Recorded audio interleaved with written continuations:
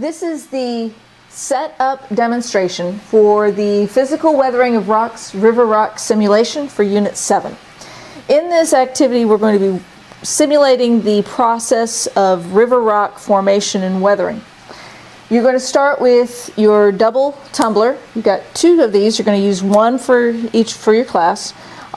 This is what it looks like to start with. You're going to open it up, and before you start weighing your rocks, you're going to fill it about 2/3 full with using your 4 rock types. Those 4 rock types are bits of brick, bits of cement, you have marble chips, and you have granite chips. Once you've got it, so you've got about 2/3 full, you're going to dump it out and separate your rocks so that you can find their initial mass.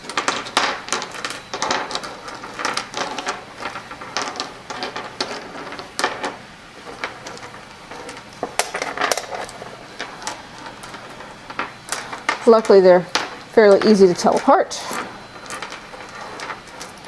You're going to use your mass to find your initial mass using your scales in the school. Most of them weigh up to about 150 or so grams. This one's a little bit larger. Again, just weigh it, record your initial mass of each of your rock types. That one, of course, is about, most of these are going to be around 200, between 200 and 250 grams, depending on the rock type and the amount that you've got. Once you've weighed them all and recorded that, you're going to load them back into your tumbler to prepare for the rest of the setup. Okay, so once you have the rocks in your tumbler, you're going to be adding silicon carbide abrasive grit. That's what this is. And what it does is it makes this process go from hundreds of years to 24 hours.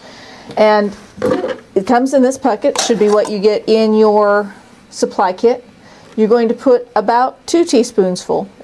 The amount's not super important as long as you just get about that in there.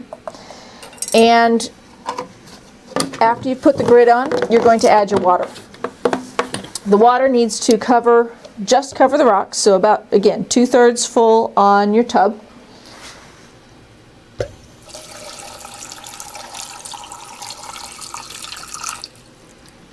So as you can see, it's just covering the amount of rock. Then you take your lid. This lid is one that sits down inside, not over top. Push it down so it's nice and snug fit. And then to make sure it stays watertight, the metal lid goes on top with its washer and screw top. You want the top edge of the screw top to be the narrowest part, not the bottom. Snug it down, but it doesn't have to be real tight because you don't want it to warp the top. And you're ready to put it on your tumbler. Okay, once you have your tumbler barrel loaded up, you're ready to put it into the actual tumbling machine. You have your 2 barrels so that you can have one barrel for a couple classes, another barrel for a couple classes so that you can share. And my suggestion is before you load any of them up is that you label them so you know which barrel goes for which classes. I would suggest some sort of mark on the base or on the top because the side can very easily get worn off based on the structure of the tumbling machine. When you go to load it, you're going to want to set them into the tumbling machine, like so. Make sure that they are not touching. They don't have to be very far apart, but you don't really want them touching in case they don't tumble quite evenly, and then they won't rub into each other.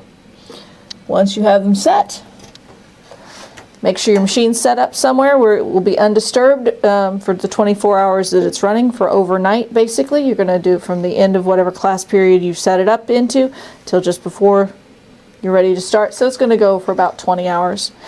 And then plug it in and let it go.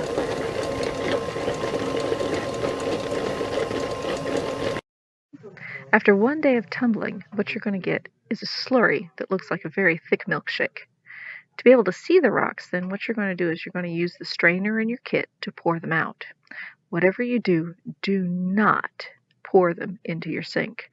It will cement your drains closed. Go outside, use the provided bucket, however you want. But then you're going to want to wash them off Clean them off, pour a lot of water over them to get them rinsed so that then you can dry them off and examine them properly. The activity requires that you do this twice at minimum, so just set it up again and let it run.